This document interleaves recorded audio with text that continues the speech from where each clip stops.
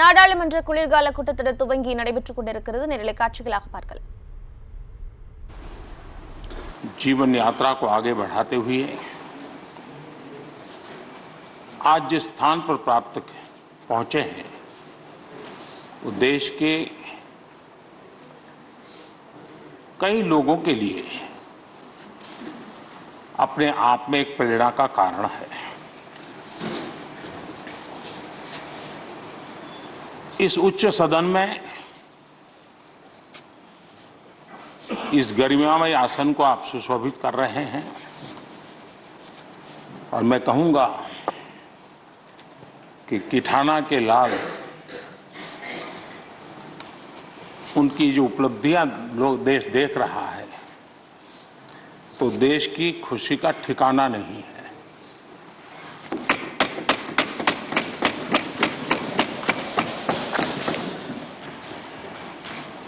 आदरणीय सभापति जी, ये सुखद अवसर है कि आज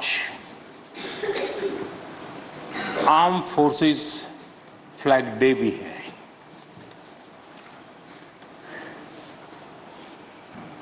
आदरणीय सभापति जी, आप तो झुंझुनू से आते हैं। झुंझुनू वीरों की भूमि है। शायद ही कोई परिवार ऐसा होगा कि जिसने देश की सेवा में अग्रिम भूमिका न निभाई हो।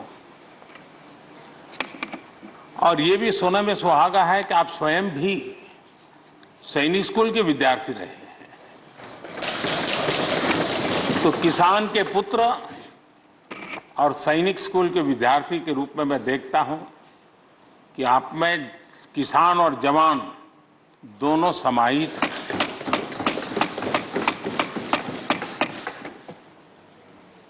मैं आपकी अध्यक्षता में इस सदन से सभी देशवासियों को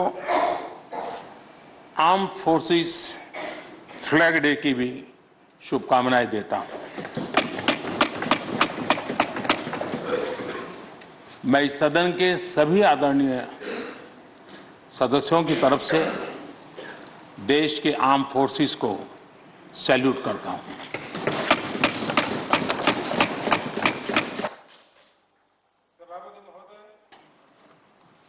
आज संसद का ये उच्च सदन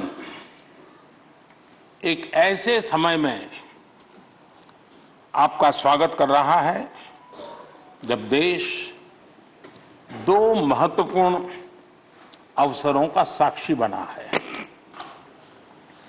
अभी कुछ ही दिन पहले दुनिया ने भारत को G20 समूह की मेजबानी का दायित्व सौंपा है। साथ ही ये समय अमृत काल के आरंभ का समय है। ये अमृत काल एक नए विकसित भारत के निर्माण का कालखंड तो होगा ही, साथ ही भारत इस दौरान विश्व के भविष्य की दिशा तय करने में भी बहुत अहम भूमिका निभाएगा। आदरणीय सभापति जी, भारत की इस यात्रा में हमारा लोकतंत्र, हमारी संसद, हमारी संसदीय व्यवस्था, उसकी भी एक बहुत महत्वपूर्ण भूमिका रहेगी। मुझे खुशी है कि इस महत्वपूर्ण कालखंड में उच्च सदन को आपके जैसा सक्षम और प्रभावी नेतृत्व मिला है। आपके मार्गदर्शन में हमारे सभी सदस्यगण अपने कर्तव्यों का प्रभावी पालन करेंगे। ये सदन देश के संकल्पों को पूरा करने का प्रभावी मंच बनेगा। आदरणीय सभापति महोदय, आज आप संसद के उच्च सदन के मुखिया के रूप में अपनी नई जिम्मेदारी का औपचारिक आरंभ कर रहे हैं। इस उच्च सदन के कंधों पर भी जो जिम्मेदारी है, उसका भी सबसे पहला सरोकार देश के सबसे निचले पायदान पर खड़े सामान्य मानवीय के हितों से ही जुड़ा है।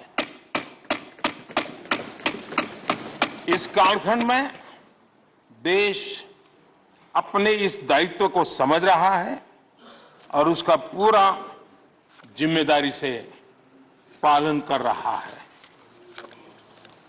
आज पहली बार महामहिम राष्ट्रपति श्रीमती द्रौपदी मुर्मू के रूप में देश की गौरवशाली आदिवासी विरासत हमारा मार्गदर्शन कर रही है।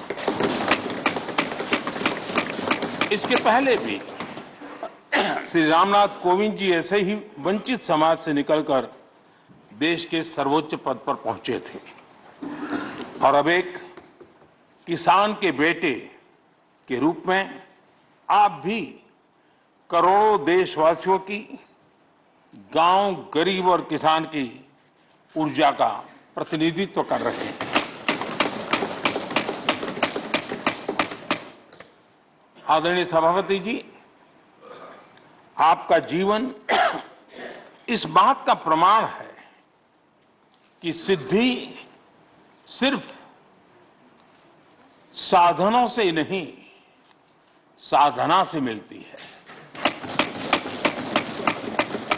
आपने वो समय भी देखा है जब आप कई किलोमीटर पैदल चलकर स्कूल जाते थे। गांव, गरीब, किसान के लिए आपने जो किया वो सामाजिक जीवन में रहे हर व्यक्ति के लिए एक उदाहरण है। आदरणीय सभापति जी, आपके पास सीनियर एडवोकेट के रूप में 3 दशक से ज्यादा का अनुभव है। मैं विश्वास से कह सकता हूं कि इस सदन में आप कोर्ट की कमी महसूस नहीं करेंगे।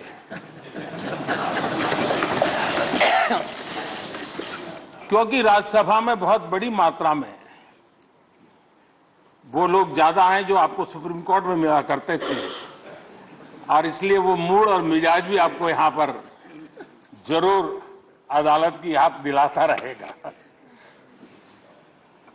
आपने विधायक से लेकर सांसद, केंद्रीय मंत्री, गवर्नर तक की भूमिका में भी काम किया है। इन सभी भूमिकाओं में जो एक बात कॉमन रही वो है देश के विकास और लोकतांत्रिक मूल्यों के लिए आपकी निष्ठा। निश्चित तौर पर आपके अनुभव देश और लोकतंत्र के लिए बहुत ही महत्वपूर्ण है।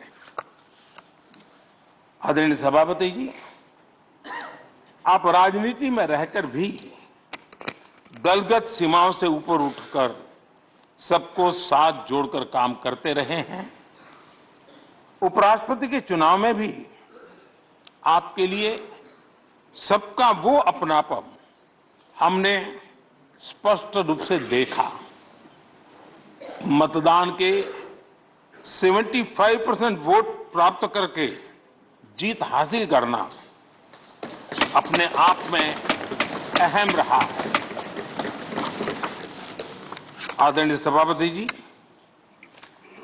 हमारे यहां कहा जाता है नयति इति नायकः, अर्थात जो हमें आगे ले जाए वही नायक है। आगे लेकर जाना ही नेतृत्व की वास्तविक परिभाषा है।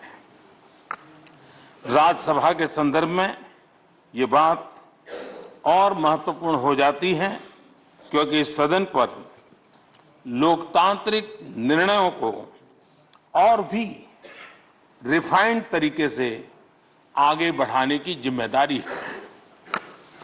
इसलिए जब आपके जैसा जमीन से जुड़ा नेतृत्व इस सदन को मिलता है तो मैं मानता हूं कि ये सदन के हर सदस्य के लिए सौभाग्य है।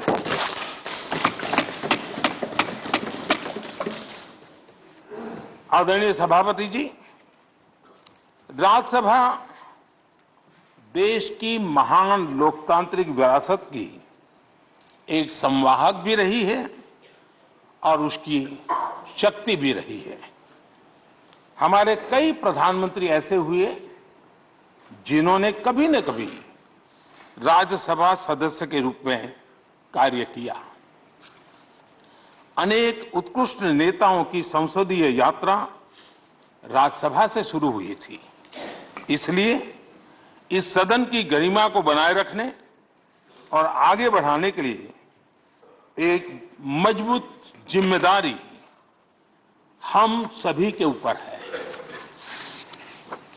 आदरणीय सभापति जी, मुझे विश्वास है कि आपके मार्गदर्शन में ये सदन अपनी इस विरासत को, अपनी इस गरिमा को आगे बढ़ाएगा, नई ऊंचाइयां देगा।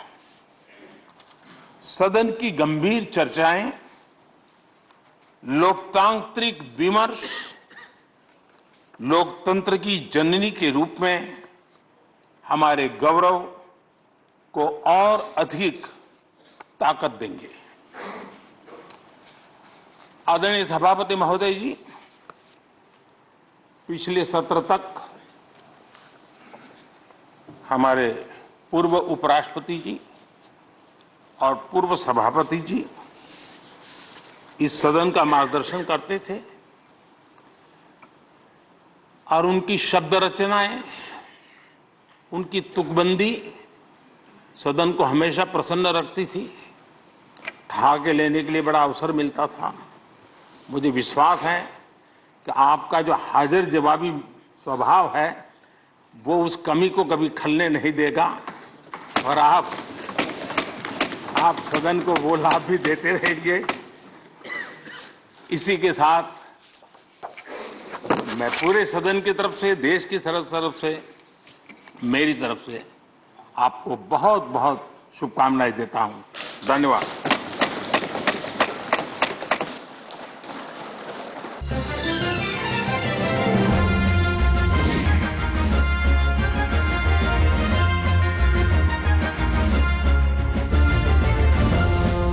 தமிழ் செய்திகளின் புதிய அடையாளமாக உங்கள் காலை பொழுதின் புதிய அங்கமாக நியூஸ் தமிழ் செய்தி வழங்குவதில் உலகத் தரம். இணைந்திருங்கள் காலை 6 மணியிலிருந்தே உங்கள் நியூஸ் தமிழோடு.